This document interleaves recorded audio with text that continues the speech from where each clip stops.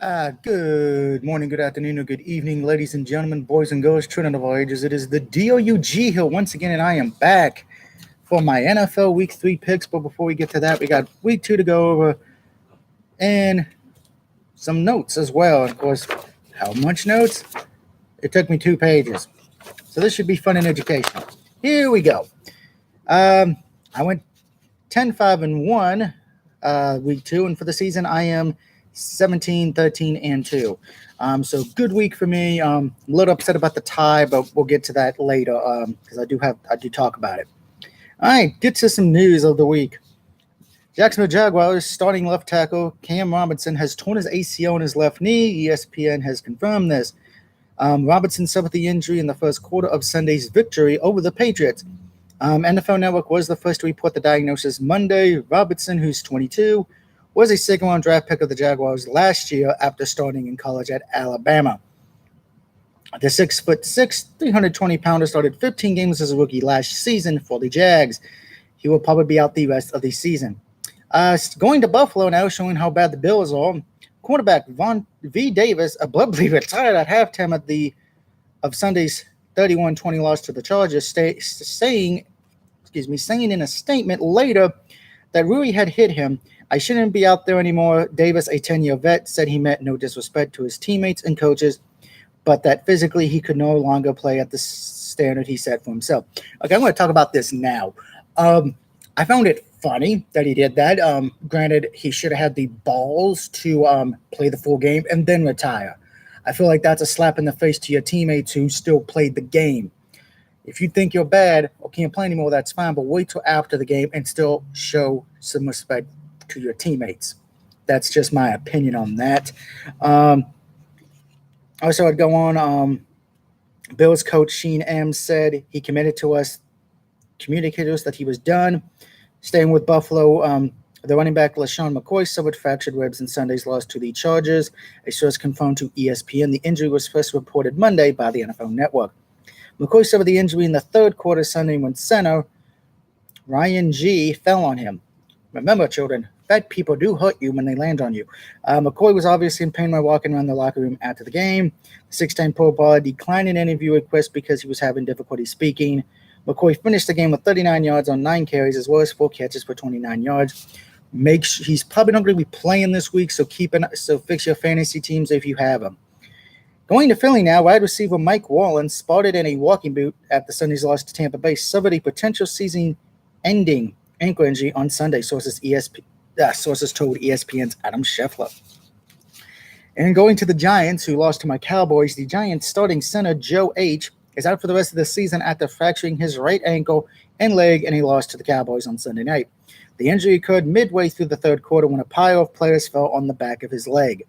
The damage appears to be similar to what happened to Odell Beckham Jr. last year. It will require surgery. Two last bit of news. Philadelphia Eagles quarterback Carson Wentz has been cleared and will start for their Week 3 game against the Indianapolis Colts.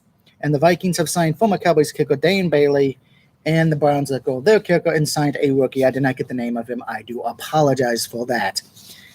Now to hand out the titles for best and worst of Week 2. Best team of Week 2 is the Rams of Los Angeles, as they got 34 points, and their defense didn't give up any points at all. Best QB of Week 2, I had a hard time. Last week I gave it to Ryan Fitzpatrick, as you recall. This week I gave it to Patrick Mahomes of the Chiefs, as he had 6 TD passes on the Steelers D. I do say, though, Ryan Fitzpatrick was probably the second best quarterback of Week 2. Best post-game luck, of course, goes to Ryan Fitzpatrick, who is 2-0 with the Bucs. And here's the question of the video, guys. If you were in charge of Tampa Bay, would you keep Ryan Fitzpatrick as your starter after Week 3? As you guys know, Jameis Winston comes back from his suspension after this week. To me, I would keep Ryan Fitzpatrick. He's been doing well. Yes, I know there's always that he's going to fall again soon, like he did when he was leading the Jets well, and then they choked in Week 17, cost them a playoff spot. But I think he's got good talent around him, and even one of the players said today that he wants Ryan Fitzpatrick to stay. To me, I think Jameis Winston needs to stay out because Fitzpatrick's doing great, but also because of the fact I think he needs this as a learning lesson to see this is what a pro does. He doesn't get on trouble out of the field. I would like to point out Magic was actually copyrighted today, filed a copyright, but it wasn't by Ryan who went to Harvard. It was by some guy from Alabama who was playing for the Miami Dolphins. Kind of be the first and only time you hear somebody from Alabama outsmarted a Harvard graduate. The only time you'll ever hear that. By the way, I did like how Ryan Fitzpatrick looked. He looks like Conor McGregor, if I'm saying that name correctly. Best game of week 2. No, it is not the Vikings and Packers, as that ended in a tie. So for my best game of week 2 is actually one I watched from beginning to end. I actually enjoyed it. It was the Raiders and Broncos. Came down to the end. Great game. Now it's the bad. Worst team of week 2 is the Cardinals, who didn't put up any points. Goose egg. Nada. Zip. Zero. Laid an egg. At least the Rams in week 1, I can say, hey, they got points. By the way, as of officially right now, the worst team in my eyes is the Arizona Cardinals. Staying with Arizona, the worst quarterback of week 2 goes to Sam Bradford, as he didn't help his team at all and only got about 90 yards passing, give or take. Not a great day for him. So, yeah. All right, kind of get to the picks now. Of course, I will be using ESPN as well to help me out here. So let me just pull that down so I can give you times and dates for the game. If my mouse would work, that'd be great. All right, there we go. Okay, Thursday night. It is the New York Jets traveling to Cleveland Browns. That is the Thursday night game. Starts about 8:20 on the NFL Network. Don't forget, this is on week 4. The NFL games will be airing on Fox as well. So that's why you've been hearing Troy Aikman and Joe Buck. Depending on who you are, you either like Joe Buck or you don't. I can deal with Joe Buck. Question is, everyone's hoping that Baker Mayfield will start this game. No one knows yet. Browns have not won a game, but they've been well. They've actually been competitive. Unfortunately, the kicking game cost them in week 2, and in week 1, it was just a cluster. I'm going for the upset here pick. I'm going to take the Browns over the Jets. Jets. Cleveland's due for a win at this point. They tied with the Steelers. They almost beat the Saints if it wasn't for their kicking department. I think, and they got a new kicker. So I think Cleveland's finally going to turn it around, and they will win the game. I'm going to the 1 o'clock games. This game will be on CBS, probably if you live in Virginia, most likely, because the other team is on Fox. But it is the 2-0 Broncos going to Baltimore to take on the Ravens, who are 1-1. They have not lost at home. Right now, the favorite is the Ravens right now, and I am taking Baltimore. I think this is going to be Denver's first 2 tests because, well, yes, you could say Oakland maybe, but Broncos offense is going to have a hard time because Ravens defense is still good. And I would like to point out the Ravens offense is probably a hell of a lot better than the Raiders are right now because Raiders offensively did not look great in either game. Going to the next 1 o'clock game, it will be the Saints traveling to Atlanta to take on the Falcons. Both teams are 1-1. Both teams kind of need a win here because Tampa Bay looks like there's a chance they can go 3-0, and I'll get to that game later as that's the Monday night game. I'm going to go with the New Orleans Saints because when the Saints go marching in, they'll be stomping Matt Ryan and the Falcons because Atlanta's defense sucks. Saints, offensively, you're good, excluding the turnovers. Defensively, you've been all right, excluding the Tampa Bay game. I think you may have figured out what to do. So I'm going to go with Drew Brees. I trust him more than Atlanta. By the way, Atlanta is favored in that game right now. Next, it's the 49ers traveling to Kansas City to take on the Chiefs. I'm taking the Chiefs here. Very easy pick. Why I do it? Been impressed with the Niners defensively and offensively. They did a good job against Detroit. But the Chiefs have just been dominating. They just been dominating. They pretty much, the offense smoked the Steelers' defense. And then, of course, the Chiefs' defense pretty much did their job at the end of the game. So I'm going with the Chiefs on this one. Moving on, we're heading to Miami, where it's always hot and it's always beautiful except when it storms. Hopefully there's no rain delay this time. This is also a 1 o'clock game, by the way. It is the Raiders going to Miami to take on the Dolphins. I am taking the Dolphins here. They've looked impressive. Raiders have not really looked impressive. Granted, I think a lot of people are saying it's probably going to take at least another year for John Gruden to actually get used to it since this is his first time back as a head coach. I agree.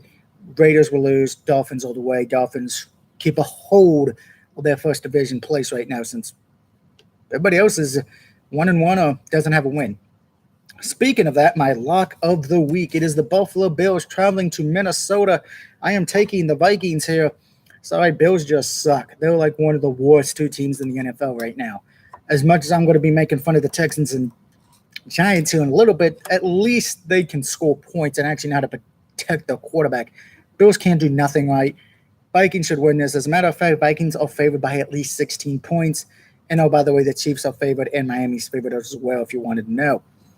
Moving on to a game that was kind of hard for me to pick. Colts and Eagles. As I said earlier, the Eagles are starting the returning quarterback, so it's his first game since getting injured. Colts have been looking pretty good. Andrew Luck looks like he may have been back in motion. It is in Philly, and Philadelphia is favored here, but I am taking the Colts kind of here.